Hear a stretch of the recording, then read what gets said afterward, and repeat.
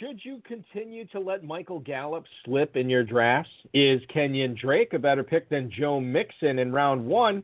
And is Evan Engram a guy you should be targeting in Football Guys Players Championship drafts?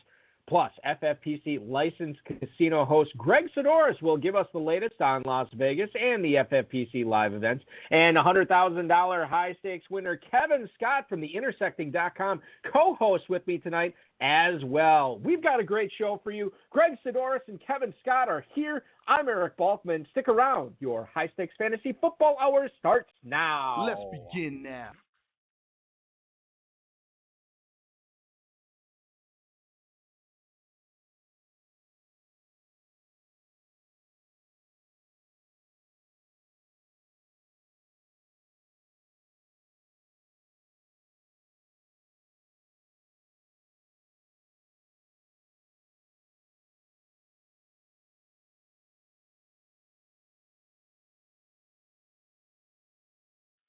Broadcast live and heard around the world, you are now listening to the most entertaining hour of radio on the planet. It's the High Stakes Fantasy Football Hour presented by MyFFPC.com with your hosts Eric Balkman and Dave Gerzak.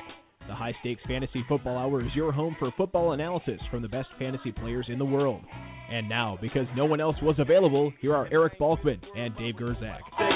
Still above ground, that's the reason I pray. Got my car cleaned up, now I'm ready to play. Make a call to the stick, say I'm headed that way. Heard my cousin cooking out, I gotta get me a plate. Hey, thanks, Rob. Greetings and salutations, all you Balkaholics. Welcome to the latest episode of the High Stakes Fantasy Football Hour, presented by MyFFPC.com. I am, of course, your slightly above average host, Eric Balkman. My co-host, my normal co-host, I should say, is the patron saint of fantasy football, the Dizzle, Dave Gerzak. He actually has the night off this week. Interesting thing about Dizzle, and I forgot to tell this to him today. I was listening to Spotify, as I often do at work, and I've been going through a 90s grunge alt-rock phase. I mean, I get my whole music selection is 90s alt-rock grunge. And I've just been listening to a lot of old albums, and I started listening to some new ones, and Smashing Pumpkins was the choice today. Long story short, can't remember if it was the Oceana album or if it was one of the Melancholy and the Infinite Sadness deluxe discs. But one of them, Smashing Pumpkins actually have a song called Dizzle.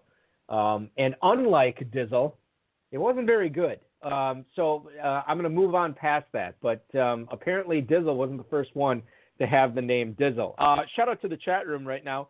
Feel free to post any questions you all might have in there. If you want to connect with us on Twitter, you can do so at HSFF Hour, at Eric Balkman, at David Gerzak.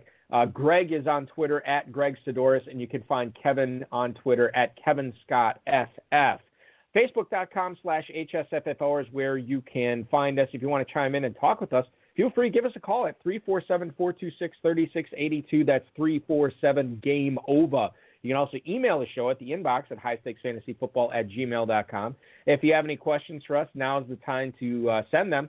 We're going to try to get to all the chat room questions, tweets, and emails in the fantasy feedback segment coming up later on in the show. The producer is our mutual friend, Rob. The audio engineer is my best friend, Bryce.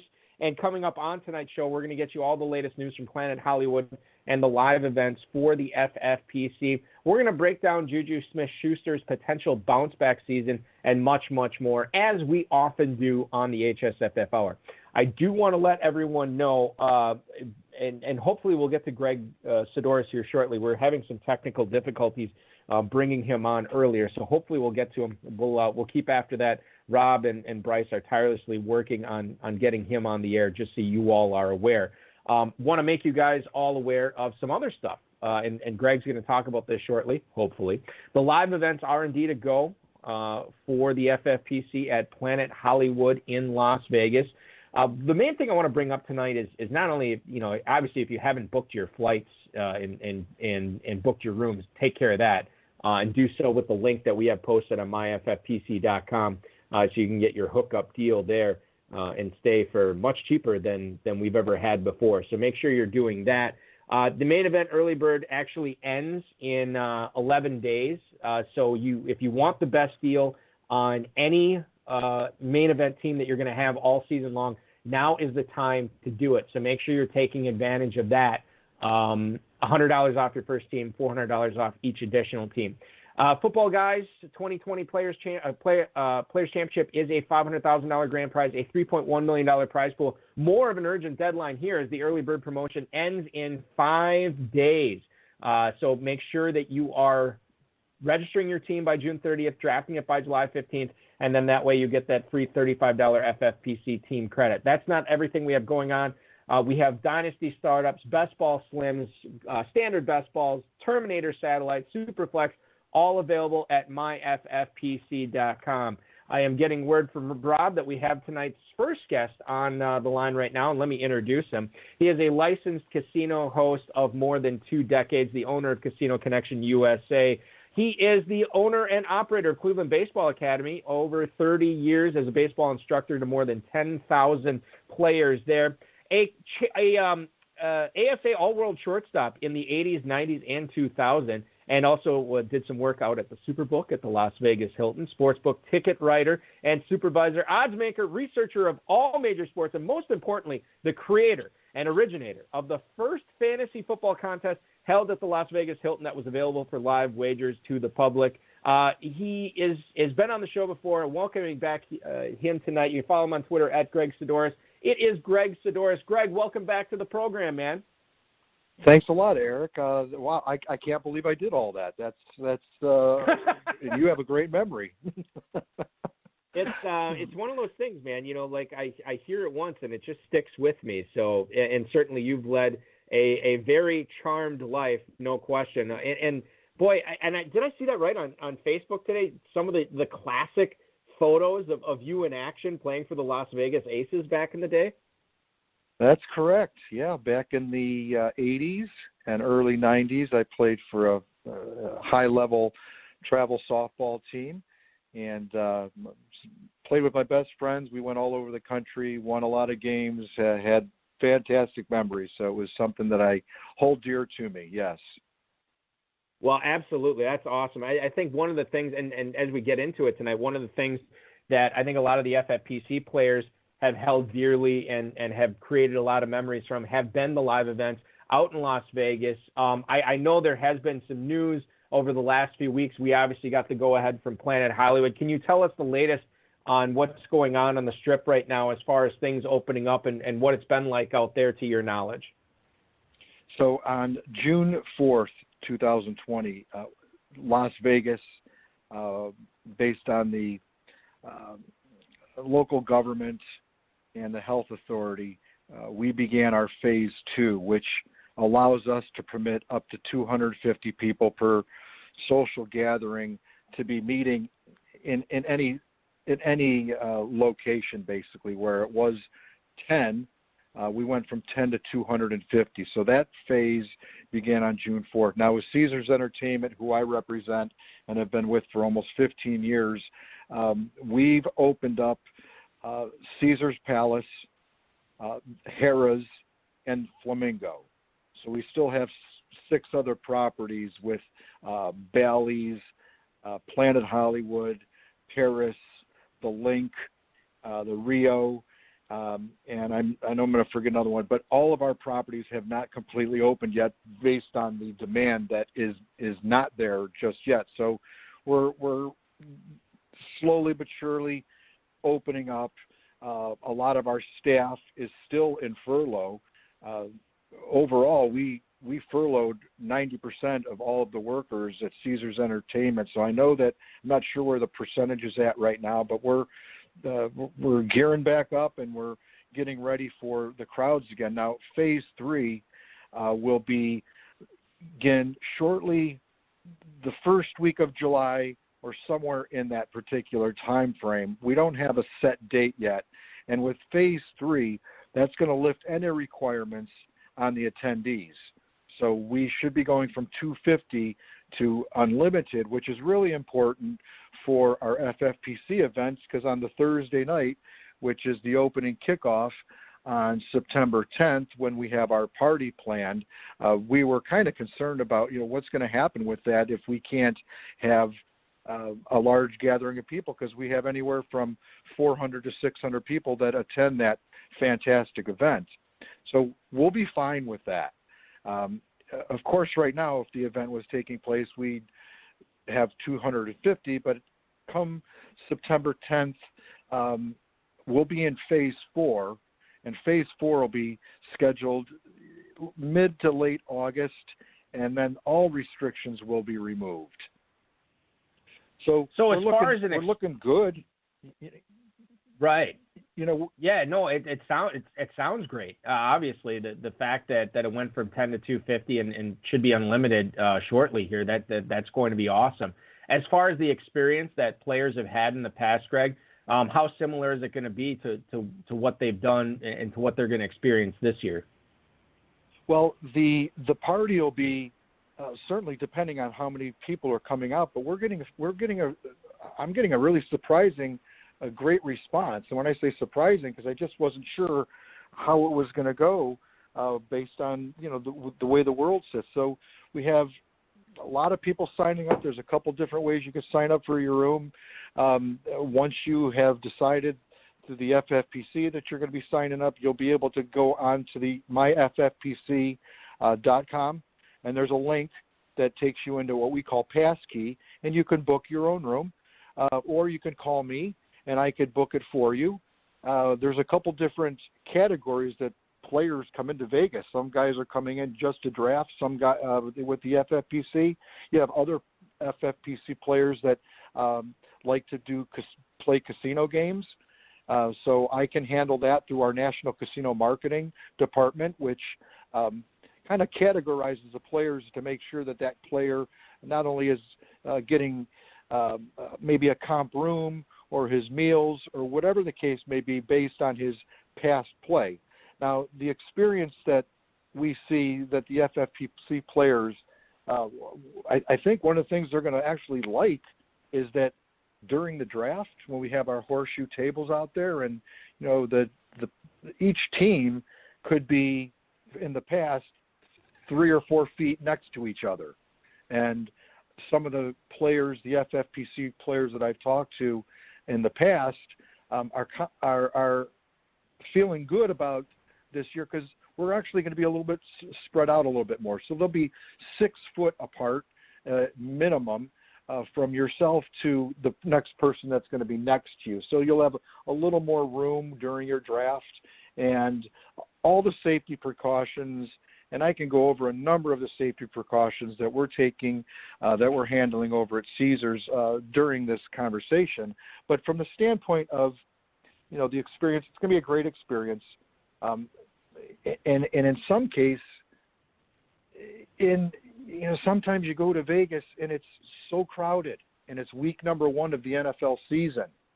This may be the year where if you do come out and it's not at full capacity, you may have a little more room to move around. It's going to be a nice experience. So if there's a lack of overall guests throughout the entire city, sometimes that's a blessing, because there's times when we've all been in Vegas and it's shoulder to shoulder, Super Bowl or any of the big events, you can hardly breathe. So I think this will give everybody a little bit of breathing room and some comfort. Yeah, and especially if you've never been out to Vegas before, this would be certainly a good year to go, because you're going to have more of an opportunity to experience a lot of stuff that maybe you wouldn't necessarily if you're spending, 3 or 4 days out there on a quote-unquote normal week 1 of the NFL season too. The discounts that we have gotten for the FFPC group, they're actually posted on our website as well as our blog. If you're following the FFPC email newsletter that goes out, another one will be sent out tomorrow.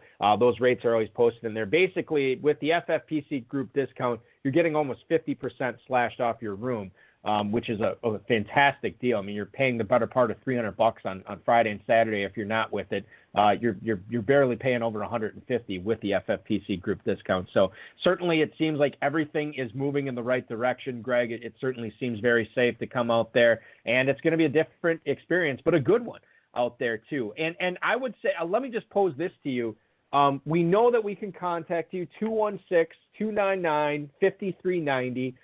We can email you, casinoconnectionusa@gmail.com, if we have any questions about booking and so on and so forth. Would you suggest that people just use that link that we've posted on our main event page on our website that people are seeing in the email? Is that the best way to book? Should they be going through you? What would you suggest people to do? If you're specifically an FFPC player and you're not a casino player, then go to the link and book the room, and you're going to get your rates, which the rates for a weekday is $69 for the weekday, and it's $159 for the weekend. Now, I did a comparison with any website, and the lowest rate that I was seeing for a Friday, Saturday was $229 for Friday and $259 for Saturday. And keep this in mind, the resort fee, if you book anywhere else outside of the FFPC and myself, your resort fee is going to be $37, where our contract rate with the FFPC and Planet Holly was $25. So on average, if you're staying, whether you're staying a couple of weekdays and a weekend, the average with the resort fees are right around $124 a night. If you go the other route and you book on your own outside of the Passkey or the FFPC or myself, that rate's turning out to be about $193 a night. And keep this in mind. This will be one of the only years that the Raiders, the Las Vegas Raiders, they're not going to play until week number 3 in Las Vegas. So you're not going to have that crazy rush of everybody coming to Vegas to watch the Raiders play in their new home stadium of Allegiant. So once again, just the fact that I think this year, if you're ever going to need a little more space in Vegas, this will be the year for that. The rates are ideal. We actually lowered them from when we originally had them, and we're ready to go. And all the safety measures are going to be in place, and it's very, very important to us to make sure that you're comfortable coming in. 216-299-5390 is where you can reach Greg. You can also email him casinoconnectionusa@gmail.com. Greg, my friend, always a pleasure to catch up with you. Look forward to hanging out with you this September in Las Vegas. I really appreciate making the time to pop on the air tonight and tell the players and the listeners a little bit about it. And now you can go back to reliving your baseball glory days as you spend a fantastic Thursday, June night talking about that. Thanks, man. Thanks a lot, guys. Danette and I look forward to seeing you at the Thursday night party when we'll be having our annual giveaway during the halftime. So thanks a lot, fellas. We look forward to seeing you out there. Any questions, give me a call. Absolutely, Greg. Thanks much. We will talk to you soon, my friend. Greg Sidoris, ladies and gentlemen, our FFPC live events host. Yeah, that giveaway. I always forget about the giveaway at halftime for the party of the opening game. That is always fun. A lot of great beer, a lot of great liquor, and definitely some giveaways and stuff that you'll want to experience out in Las Vegas that Greg always gives away. So great stuff to hear from him. Once again, 216-299-5390 if you need to get a hold of him for anything. If you're staying out at Planet Hollywood this year, casinoconnectionusa@gmail.com is where you can reach him as well. All right, ladies and gentlemen, my next guest, I want to bring him in right now. He's been a fantasy football analyst for Sports Illustrated for 4for4, FF Today, Fansided, and Chiefs Wire. Currently, he runs the Intersecting.com and has also released both a draft packet and a plan for the upcoming season. He is a 3-time winner of FFPC Best Ball and Dynasty Leagues and banked over $100,000 in high-stakes winnings over the course of his career. You follow him on Twitter at Kevin Scott FF. Please welcome in my co-host for the evening, Mr. Kevin Scott. Kevin, thank you for co-piloting the ship with me tonight, man. Yeah, no problem. Thanks for having me on. I appreciate it. It's exciting that we, oftentimes we get high-stakes players on, which you obviously are, but to get somebody polished with, somebody who's been very active on Twitter, has put out a lot of stuff, a lot of production, a lot of content. We always certainly appreciate having somebody like that on. We want to get into that portion of the interview. Can you tell us a little bit sort of how you got into high-stakes fantasy football? And then I want you to tell us a little bit about the Intersecting.com as well. Sure, yeah. So the basic gist for me was about 2008. I got in my first pay league. I'd been playing for several years in home leagues and was good at it and wanted to kind of test my skills. So I got in a $100 league without telling my wife. I later regretted that, but I spent a lot of time on it and ended up getting second. And I think I won $300, and I just put that $300 back into 3 more leagues the next year after, of course, telling my wife about it, and she was okay with it.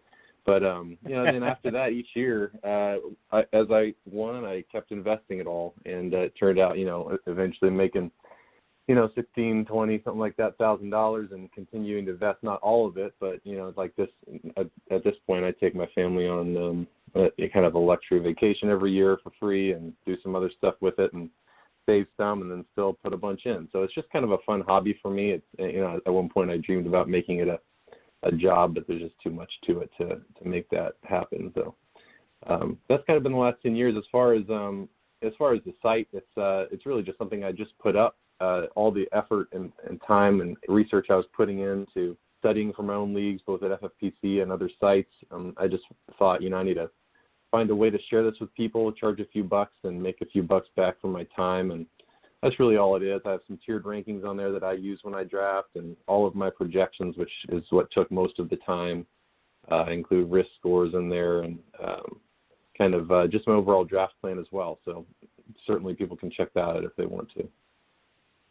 Yeah, and it's a good. I mean, I know it just went up, but it's still a good site. You have a lot of great insight on Twitter as well, and I want to get into some of the stuff that you've been putting out there. Now, I tried to, when I was putting this together, I tried to center on stuff that to me you have strong opinions on. And now maybe you don't have strong opinions on some of these things, but I do want to get into this a little bit. So one of the things that I was upset with this year, and maybe rightfully or wrongfully, was the Cowboys getting CeeDee Lamb to fall to them in drafts, because I had a couple of Michael Gallup dynasty teams, and I really loved the Gallup production last year. It was awesome, and I felt like that was just going to continue.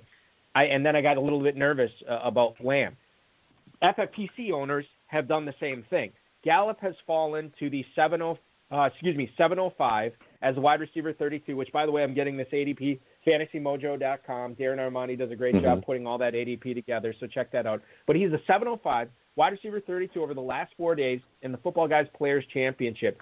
Do you think that's justifiable? Should he be falling to the mid-7th, or is this just an egregious error and something that you should be taking advantage of if you're drafting in the FPC right now? Well, I tell you what, it makes me laugh when you say that you're upset about it because he's on your dynasty team. I think that can be one of the hardest things is when you invest in a player and have him in dynasty. I've had several guys like that where then it just turns a switch and he's no longer as valuable and it hurts so badly. But I will say that I think that the ranking's about right. I think he's a good player. I like Gallup. I think he's got a lot of continuing upside. I don't think that the Lamb pick zaps his upside by any means. I think that he'll continue to I have him getting about the same number of targets as he got last year in my projections, which he got 113. I think he'll be right around that same spot again. So as far as his production, I mean, the Cowboys are an incredibly productive offense. I think he'll continue to produce, but I think he will probably take a step back in the touchdown department if I'm right about Lamb. I have Lamb scoring 6 times. I think he's going to be a beast down near the goal line. I don't know if you saw any of those drills at the combine when he was jumping out of the gym and catching those balls with one hand. I think he's a really special talent, and I think that they will find a way to use him. And not that Gallup's not special, but I think he's more like a second fiddle. I think eventually Lamb will be a number one option, whatever team he's on, once he gets his feet wet. So I think it's about right. I mean, I have almost no Gallup because in the 7th I'm usually drafting somebody else that we'll probably talk about later, and then he's gone. But I do value him. And, speaking as a Packers fan and watching Mike McCarthy coach the Packers, over the last decade plus or whatever it was, it seemed like he would rather cut off his pinky fingers than go with a set that wasn't 3 wideouts. So he used that a ton in Green Bay. I would expect him to use it a ton in Dallas too, which is definitely going to affect Gallup in a positive way too. Okay, so right around that same spot, Kevin, in FBC drafts, Rob Gronkowski is going at the 707. He is the tight end 11 right now, the way high-stakes players are selecting him. Is that where you expect him to stay for the near future and throughout the preseason? Or do you think he's going to move up? And should he move up as far as how people are drafting him? Yeah, I think he'll stay there for a while until we get more information on how the offense is shaking out, how he's doing in the new offense. But as soon as you start hearing positive reports out of camp, you know how that affects the ADP. I think Gronk has a special place in a lot of people's hearts, not only because he's a goofball, but also because he always produces when he's on the field. And I think because he's with Brady, we know that Arians doesn't target the tight ends as much in his offense. But Brady, it sounds like he's going to, get a lot of 12 personnel on the field. It sounds like he's going to find his way to get Gronk and be a security blanket. So obviously it depends on health. But if for me, I have not taken him before the 7th because of the risk factor and the unknown with the new team. But I did take him in one of the Football Guys championships in the 7th because it was one of those drafts where the tight ends went early, and I needed a guy I think has upside to finish in the top 5 or at least top 10, and he certainly does. If he's on the field, he stays healthy. I think he'll probably be a top 5 scorer. You had the question about OJ. Does he get? Are they splitting time? And probably so because they want to keep Gronk healthy. But man, the guy just always produces when he's on the field. Do you think, the layoff, it seems, and I don't want to put words in your mouth, but the layoff for Gronk, you think that's going to have a minimal impact on his production right away? Yeah, I really don't think it will hurt him. He seems healthy. It seems like he's probably healthier than he was when he was playing. I don't know the physical aspects of, how that's going to affect your body. Maybe I'm off on that, but I haven't really factored in the layoff, making him start slow or anything. The main thing you want out of an athletic move tight end is just to be quick. And if he's lost all that weight and, he knows how to run routes, aside from getting injured because he's been out of the league, I don't really see the risk there. Kevin Scott joining the High Stakes Fantasy Football Hour tonight, co-hosting with me, talking about his draft guide, his website, and Football Guys Players Championship ADP, which I think people always care about any time of the year, and especially as we're coming up on July here pretty quick, we're paying special attention to it. I want to continue the tight end conversation here with you, Kevin. FPC drafters are picking Evan Engram at the 5'11" on average as the tight end 6. Now, to me, that seems a little early. I don't think I'd be willing to take Engram then. How do you fall in on that? Is that a good spot for him for you there, or would you be passing? Yeah, it's way too early for me as well. I don't love Engram in general. I think he's a talented guy, but has just never been able to stay healthy. On top of that, he's dealing with a quarterback that was fine last year. He certainly put up stats, Daniel Jones, but he was not the most accurate. And they're getting back Sterling Shepard. He'll be healthy, and Golden Tate. All these guys will be on the field. He had a good rapport with whatever that rookie receiver's name was. Can't remember right now. Darius Slayton. That's it.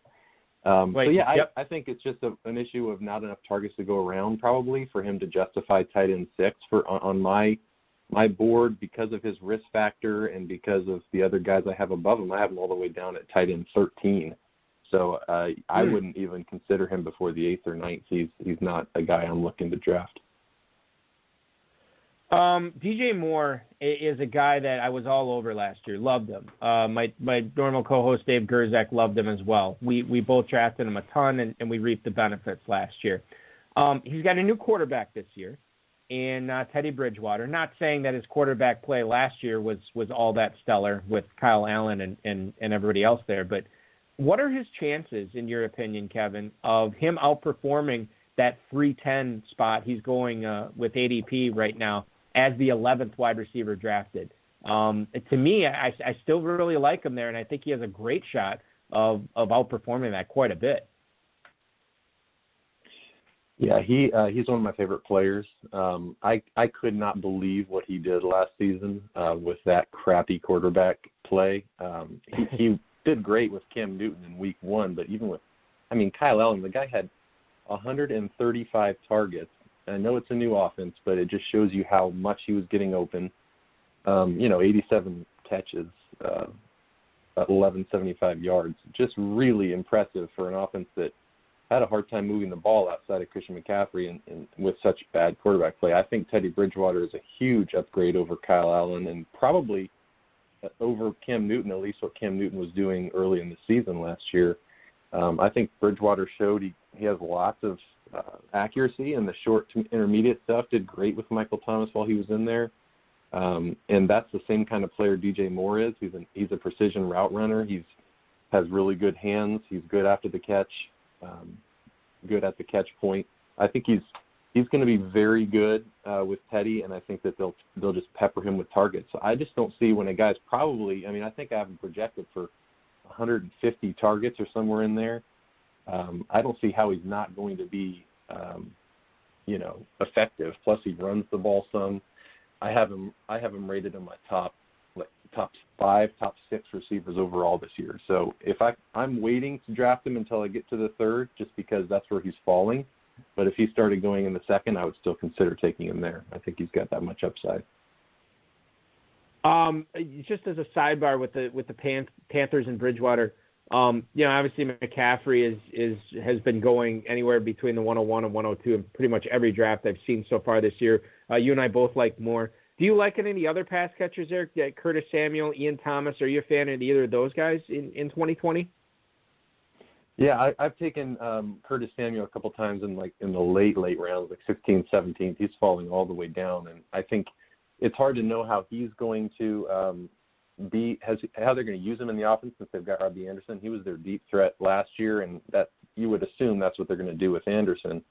But I think I've heard them talk about Curtis Samuel, them using him a lot as, close to the line of scrimmage, take some end arounds, some quick throws, more like in the slot kind of guy. And I think with his after the catch ability, he could be a great value late in drafts, especially because Robbie Anderson's kind of a hit or miss player. And I like Ian Thomas. I wouldn't take him before, double digit rounds for sure, but I think he's got some good upside. The other thing I'd say is the Panthers' defense is just bad, and so they're going to be playing from behind almost every game. They're going to be throwing it like crazy. And it helps too playing in that division.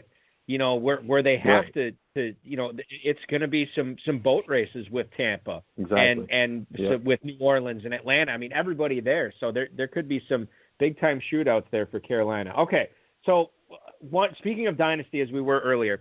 I got Darius Geis in 2 or 3 of my leagues as like the 102 or whatever he was going back in when he was a rookie, and it stunk because of that really bad knee injury he had in the preseason. We saw flashes last year, and now largely I know there's Antonio Gibson there, but largely it's kind of the same as it was last year. I know they brought Barber in, and they still have Bryce Love, but to me it seems like it's going to be Peterson and Geis. When you weigh the injury factor here, Kevin, with Darius Geis, as well as how good he could be if he's right, should he be a target for you or a fade for you this season? Yeah, he's one of my – I don't know if you saw this on my Twitter, but he's one of my biggest targets. It's basically I can't quit the guy. I was in the same boat as you. I drafted him a bunch in Dynasty, and when I watched his college tape, I was like, there's only been a couple guys that I watched, and I was like literally wanting to jump up and down. I remember watching Gurley and seeing his explosion through the line, and the Geis was the same thing. I mean, this guy is a tackle-breaking machine, and he has speed too. It's not just that he's like a bowling ball. The guy can just fly. So I have been so excited to see him play, and every time he's gotten on the field, he's looked great. It's honestly been fluky with some of the injuries. He got pulled down from behind by New England, and then, the injuries last year were a little bit like, just unlucky. And so I don't really see him as he's going to be facing injuries every year. I think, obviously, we can't know that. It's one of those things you got to factor that in, and, the guy might be hurt again. And if he is, maybe that's the last chance he gets from a lot of us. But I think he has league-winning potential. If he gets 10 touches a game, he'll definitely pay off where he's going, which is about the 7th round. If he gets 15 to 20, if he establishes as a clear lead back, he will be a league winner because the guy, he's going to produce. Every time he touches the ball, he's going to move the ball forward. So I love the guy. Dwayne Haskins looked pretty good at the end of last season, too, and so that Washington offense should be better. Darius Geis is going as running back 32 at the 702 right now in Football Guys Drafts. That's right behind Mark Ingram and Damian Williams. It's right ahead of Ronald Jones and Alexander Madison. So certainly a lot of ceiling there with Geis, no question. When you've been drafting these high-stakes teams over the years, Kevin, and let's say somebody has never drafted one before. Let's say they've never participated in the Football Guys Players Championship, the FFPC main event, anything like that. Being a veteran, what's the best advice that you would give these players who are just getting their feet wet for the first time? I think the main thing is to know exactly who you like and why. Have your rankings completely drilled down. For me, doing projections has helped a lot because it makes me think more deeply about changes to the offense, the changes to the coaching staff, who else is there, and kind of examine exactly what I think is going to happen, and that really has helped with rankings. But however you do it, have your rankings ready. I would suggest having tiered rankings so you can kind of, with all the positions in front of you. And then at that point, if you are ready, then my advice would just be to let the draft come to you. See what positions are going on runs and adjust. You can be contrarian if you want to. You can, go 0 RB or make a plan, but you can't go in and knowing exactly what you're going to do. You have to be able to adjust as it happens. That's what I'd say. What's your position on 0 RB? Have you done that much this year? Have you done it in the past? What's been your experience when you utilize that strategy, Kevin? In the past, I've had a lot of success with it, especially a few years back when receivers were the stuff and there was a lot more depth at running back.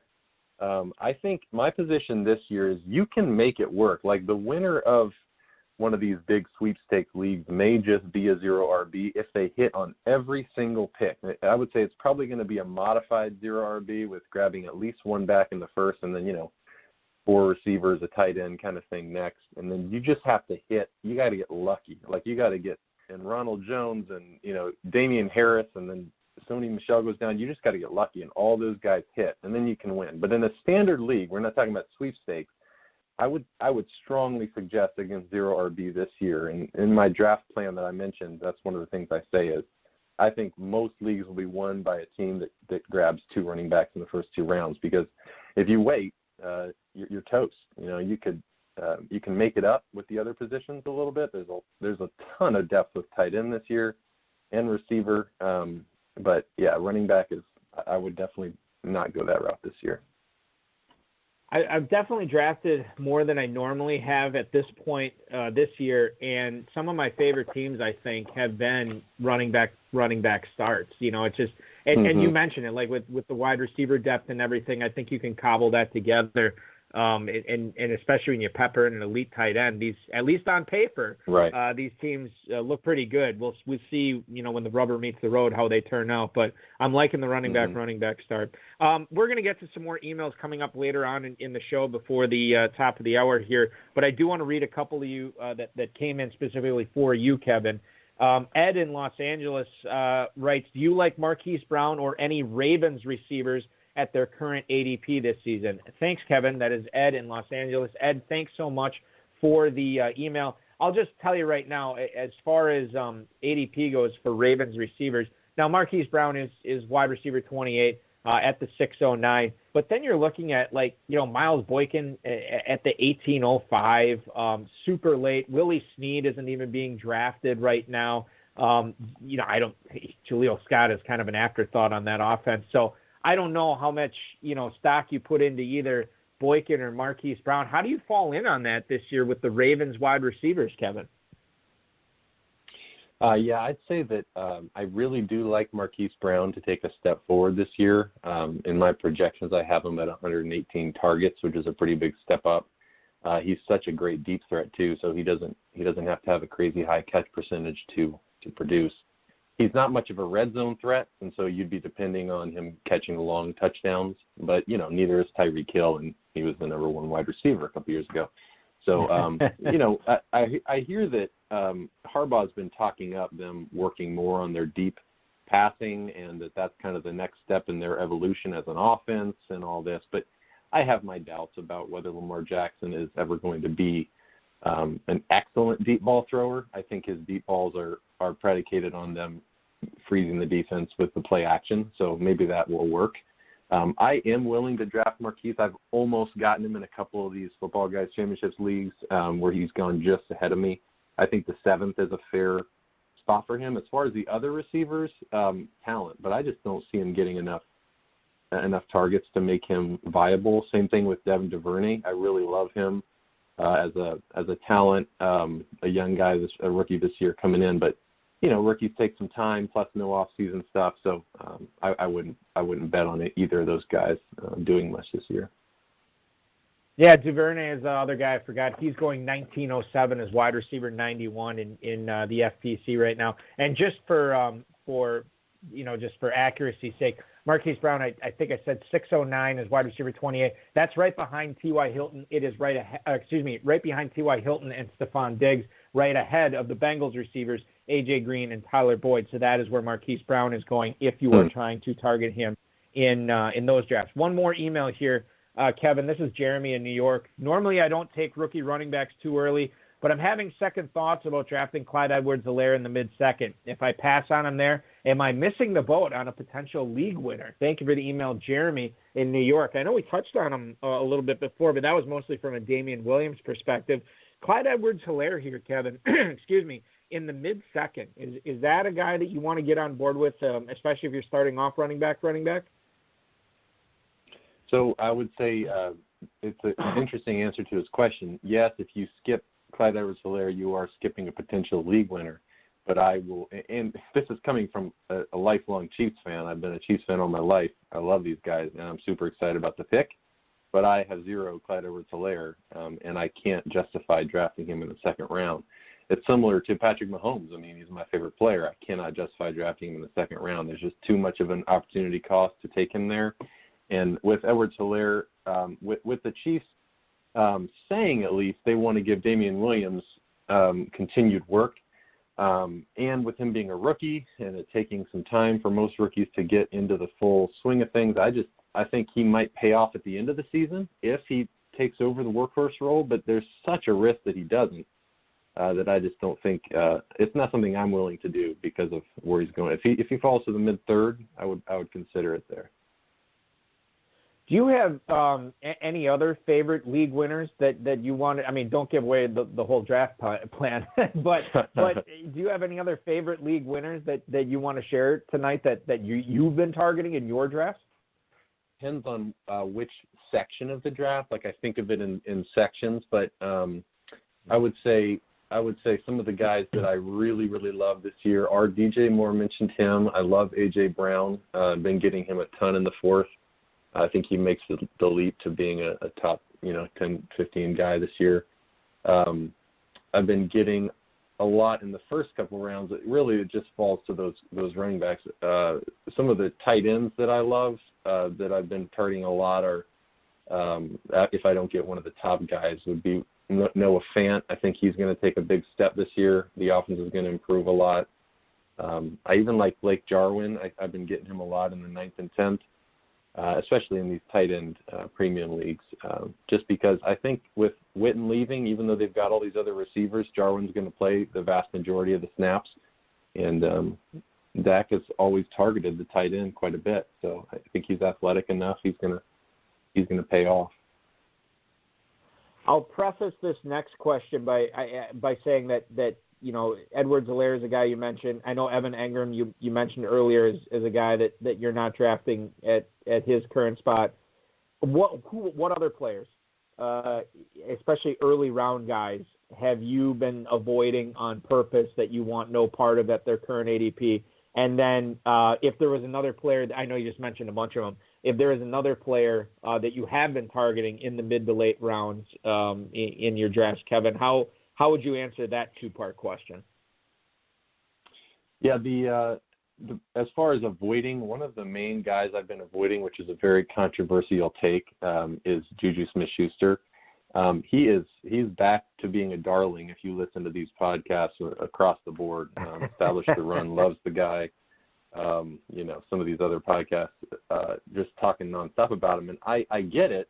it's he did great things with Ben, but I will not touch him. I wouldn't take him before the 5th or 6th at the earliest, and my reasoning is that, Ben is coming back from an injury that usually takes 18 months when you're a pitcher. He's using his arm just as much as the pitcher with this Tommy John thing. Who knows if he's going to have that go south? If it does, they have nobody behind him, right? We already learned that. As far as Juju, his performance last season, we talk about how bad Duck Hodges was and so forth, but everyone is big on Deontay Johnson for a reason, because the guy straight outperformed Juju all year. I mean, he broke, I think I looked it up, I think he broke 9 tackles after catches, and Juju broke 0. His catch rate was way higher than Juju's, and true, Juju had the higher, most likely always had the higher corner on him, the higher rated corner, but he just laid an egg last year. I think he could certainly come back if he, dedicated himself to getting better this offseason. You can never count that possibility out, but I just think that's too early for him in the 3rd round, even the 4th round. Other than that, I'm avoiding all LA Chargers. Eckler, I'll consider in the late 2nd just because of the running back situation, but I think the Chargers are going to take a big step back on offense with Tyrod Taylor or the rookie. Either one, I think they're going to struggle. So that includes Keenan Allen. I'm avoiding him. Those are some of them. I always avoid Amari Cooper because he's burned me too many times. There's another one I think of. That's good stuff for sure. And as far as so let me ask you this. Let me frame this question this way.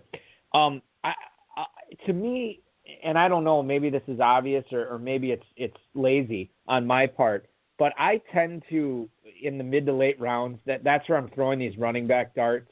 Guys like Eno Benjamin. Who's another guy that's going? Damian Harris. We got an email coming up about Damian Harris. But like Ito Smith in the past, Giovanni Bernard. I feel like I'm always rooting for a Mixon injury because I always seem to have Bernard on teams where I don't have Mixon. Which, not that I'm rooting for injuries, but you know what I mean. Is that a smart strategy to try to win $500,000? Am I doing it the right way? I'm not obviously participating in these leagues, but am I doing it the right way to try to win leagues by taking these running back stabs late? Is that what you would recommend doing? Is that something that you've done in the past to some success? Yeah, I think it can be running backs. It can be any position, honestly, except quarterback. Obviously, I'm saying running back, receiver, tight end. All of those, especially in an FFPC like this Football Guys format or any of the FFPC formats where you can flex those positions, you get a guy who is going to provide, let's say, a 6th round value in the 15th round. It's going to potentially win you that league. It doesn't matter what position it is. I think that it's smart of you, yes, to target backs a lot in those situations because of the relative thinness of the back of that position. Especially another reason is because these rookies hit a lot because you don't need a lot of experience in the league to be effective. A rookie running back can come in and explode right away because it's so much about blocking and reading the blocks in front of them, which is a skill they already have. So, yes, but I would just say I wouldn't do that at the expense of keeping your eyes on guys who are more likely to hit. So if you have a receiver on the board who's fallen to the 15th round, like a Curtis Samuel or a Mecole Hardman or somebody like that, it's just as good to grab one of those guys and get paid off as it is to grab like a Benjamin, especially if the back has a lot of guys in front of him and his chances to get on the field seem slim. You have a podcast, Kevin, launching soon with a longtime high-stakes player, Kyle Leaf, that you guys are going to be doing. Tell us a little bit about when you think that's going to be launched, and then obviously where people can find you on the web and social media. And the one thing I really want to center on is how people can get a copy of the draft packet, the draft plan that you put out this year. Yeah, sure. Thanks. So the podcast is called the Lowdown Fantasy Football Podcast. We're working on it right now, and we should be releasing it within the next week or two. So if people follow me on Twitter or Kyle on Twitter, they will see the updates about that. My Twitter handle is @KevinScottFF. So if they follow me there, they'll see that information. And Kyle is just @KyleLeaf. As far as the draft kit and all that projection stuff I was talking about, if people are interested in that, they would just go to the intersecting.com, and there's instructions on how to sign up for that. And what I also do is send out an update in mid-August with all the projections updated based on any new signings or new developments. So that's about it. And it's not expensive either. You talk about like, I just want to make a couple of bucks. That's basically all you're charging is a couple of bucks. Right. It's $10, yeah, for all of it. Yeah. That's good stuff. That's good stuff. All right, so we'll get into more of that before we get out of here. I do want to get to some emails here that came into the show. And Kevin, you can help me answer these. The first one I'm going to kick things off with is John in Pittston, PA. Not Pittsburgh, but Pittston, apparently. Hey, guys, I really am getting married to the idea of taking a running back first when I have late first rounds in the FPC. My question is, who do you like better there between Kenyon Drake and Joe Mixon, as both seem to be pretty polarizing this season? Well, Joe Mixon seems to be polarizing every season, especially on Twitter. Thank you. He says, thanks so much. That's John in Pittston, PA. John, thank you for the email. We appreciate it.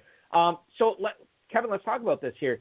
If you are deciding between Kenyon Drake and Joe Mixon in the late first, which guy are you taking? Man, I hate to say it, but I'm taking Mixon. Mixon is a tier up for me, and I have him projected for about 30 more points than Drake.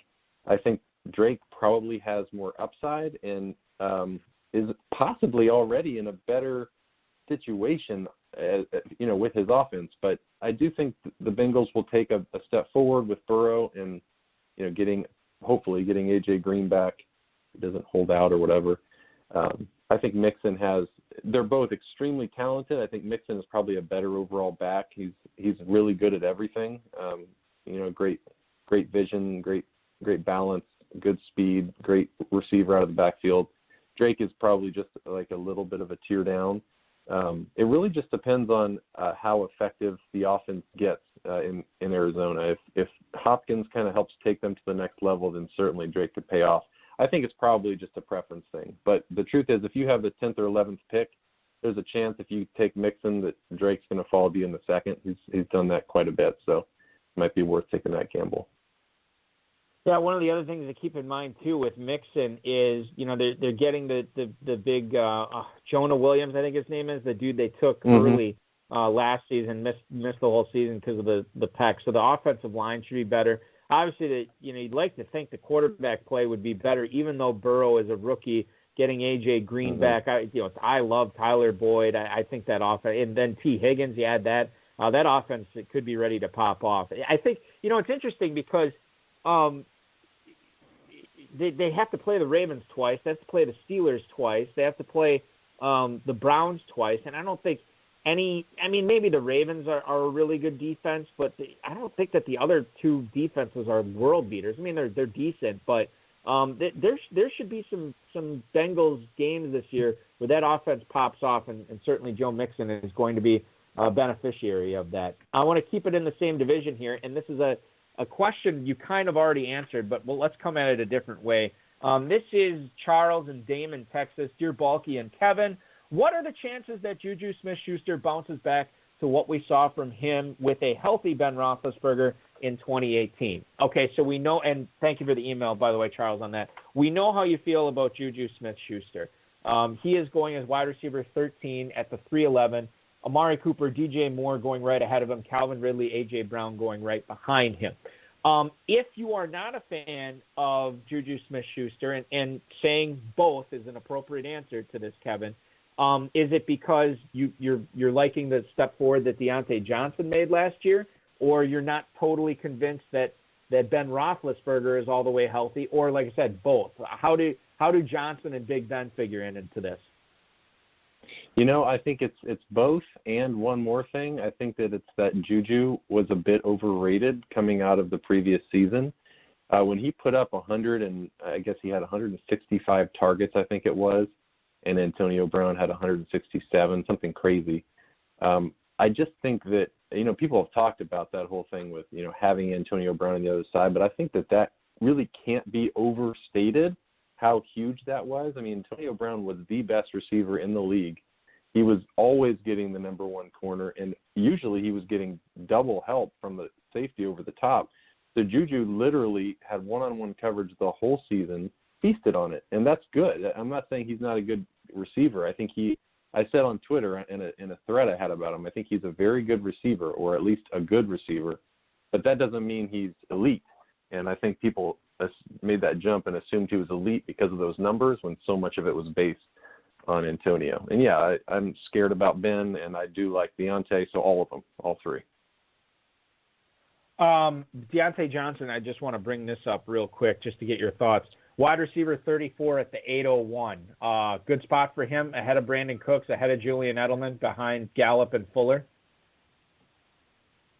Yeah, I mean, I think I like Edelman more than him a little bit, but then he's got nobody at quarterback. So yeah, I mean, I do think that's about right. I think Deontay has big upside. Again, it depends on Ben's health, so it does make me a little nervous in the 8th, but I think he's going to have a great year if Ben stays healthy. 2 more emails I want to pound out here before we say goodnight. Pat in Minneapolis, curious to get your thoughts on whether Damian Harris is actually a running back to own in New England this year over Burkhead, Michelle, or White, given their ADPs. Thanks, guys.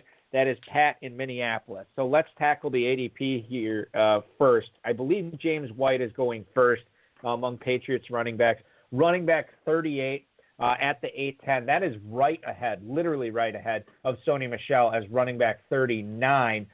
He is going at the 902. Then you get into the Damian Harris aspect. Running back 56 at the 1304. I don't know where Burkhead is even going. Burkhead is running back 83 at the 1905, so he's basically free.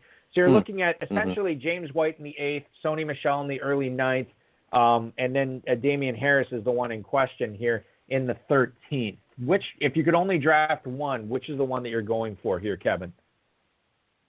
I've done it almost every draft at the Football Guys. I'm taking Harris if I can only draft one. In a perfect world, I would get both Michel and Harris. And White is fine if you're looking for a PPR, like a floor kind of option, a flex option. But Harris, he could be completely worthless. We know the way Belichick treats running backs, and he just does what he wants. He could get two games of starting reps and then go back to the bench the rest of the season. We have no idea. But I do think he may be the most talented back just based on what we saw in college. Sony Michel has never been very impressive in the NFL. He seems to lack burst. He's good around the goal line, but he doesn't impress me much with his just athleticism. He just seems a little bit slow. Damian Harris was very special at Alabama. I think it just depends on whether Belichick wants him to be the starter. I think if he is, he could blow up. So for me, I usually take him in the 13th or 14th. You're getting a lottery ticket, right? I mean, he would presumably be second in line for those first and second down touches. I don't really think Burke has much of a challenge there. So, hey, Michel had the foot surgery. I think he's worth a roll of the dice. Yeah, I'd much rather take Harris in the 13th than Sony Michel in the 9th. It's interesting because I was actually ticked off in my Dynasty leagues that I don't think I got Michel anywhere. Oh, no, I take it back. I got him in one draft, and I was ticked off I didn't get him more, and now I'm actually thrilled that I avoided it so much. Yeah, exactly. Well, exactly. You were really smart. Yeah, we're really lucky, I guess. Went from unlucky to lucky. One final email here tonight for you, Kevin. First-time drafter in the Football Guys Players Championship and a first-time listener to your podcast this season. I like what I'm hearing, and I'd love to hear more on how I should handle tight ends in these drafts for maximum value at all the positions I need to draft. Tony in Centralia, Illinois. Thank you for the email, Tony. Kevin, you draft in a lot of different formats. The FFPC obviously being a tight end premium. How do you sort of handle that? I mean, are you going harder after the elite guys? Are you letting guys fall to you? Are you just, throwing out the tight end position completely? How do you sort of handle that when you're trying to win $500,000? Yeah, historically, I've played in FFPC, I think 3 or 4 years. I have tried to get a top tight end because of the scoring format. I think still there is some merit to getting Kelsey or Kittle. if you can put the right team around them. But I think what I said earlier is probably the key in this discussion, and that would be you have to get extremely lucky if you're going to either go 0 RB with all the receivers or throw in the top tight end and then receivers and make it. I think because you have to take one of those guys, it looks like Kelsey's going 9th overall, Kittle's 13th. So you have to take them with the first, most likely, if you want them. And that's the opportunity cost is just too great. The second part of that is that, for me, this is a stacked year for tight ends. There's so many guys, especially lottery tickets, that can hit. I mentioned a couple of the guys I really like in Jarwin and Fant, but you've also got Hayden Hurst on the new team. He's Gesicki could take a big step forward. Higbee, even a guy like Sternberger, who is a total unknown. You can get him in the 14th, 15th round, could become a viable starter. So if it were up to me, I would suggest this person asking the question to take 3 or so in the mid to late rounds and just focus on running back and receiver early. Yeah, and if you get lucky, boy, you have a potential big-time dynamite team if you get to the championship round. So certainly good advice there from Kevin Scott. Kevin, hey, this was a treat, man. I really appreciate you hopping on tonight. We're all going to follow you on Twitter at KevinScottFF. We'll check out the draft plan and the draft packet at theintersecting.com, where you can pick that up. And then, obviously, we're going to be looking forward to the podcast with you and Kyle Leaf coming up here in the next week or two. Certainly, anybody who's drafting in the FPC or the FFPC main event is going to want to listen to that. Best of luck to you in all your drafts this year, and thanks for co-hosting with me tonight, man. I really appreciate it. Yeah, thank you. It was a blast, and I appreciate you having me on. All right, we'll talk again real soon, dude. Thank you. All right, take care. Thank you. Kevin Scott, FF on Twitter, ladies and gentlemen. Check it out. Kevin Scott, our guest tonight here on the High Stakes Fantasy Football Hour. Look for that podcast coming out, and certainly check out theintersecting.com. That is going to do it for our show tonight, ladies and gentlemen. Now, I do want to obviously thank our guests tonight, Kevin Scott, who I just mentioned, and also Greg Sidoris earlier, who popped on to tell us all about really a great outlook for the FFPC live events right now. With things advancing fast to Phase 4, which is what we're looking for the FFPC opening night kickoff party. That is going to be a blast, and it seems like if you want to come, there's going to be no limitations there. Check out CasinoConnectionUSA@gmail.com. That is where you can send your emails and questions to Greg about booking your room. If you want to book your room and you're not a big, casino games player, do that right at the FFPC website. If you click on main event, scroll to the bottom below where all the leagues are listed, you're going to get that link right there on that banner. Just click it, and you'll be all set and ready to go. You can always talk to Greg at 216-299, 299. I'm just going to start over. 216-299-5390. So thanks to Greg. Thanks to Kevin Scott. Thanks to the FFPC, Rob, Bryce, and, of course, each and every one of you for popping on this Thursday edition of the High Stakes Fantasy Football Hour. We will be back live next Friday at 10/9 Central. Normal time, normal date. 7-time FFPC main event and Football Guys League champ Mark Davidson will be our guest as Dave rejoins me in the studio. Book those flights and rooms for Las Vegas. Get in on the main event early bird. That is expiring in 11 days. Football Guys Players Championship early bird expiring in 5 days. Your early weekend starts. This has been now. Another episode of the High Stakes Fantasy Football Hour presented by MyFFPC.com that was broadcast live and heard around the world. Eric and Dave will be back next week with more analysis, interviews, and advice from a guest much smarter than they are. Thanks for listening, and we'll talk with you again next week.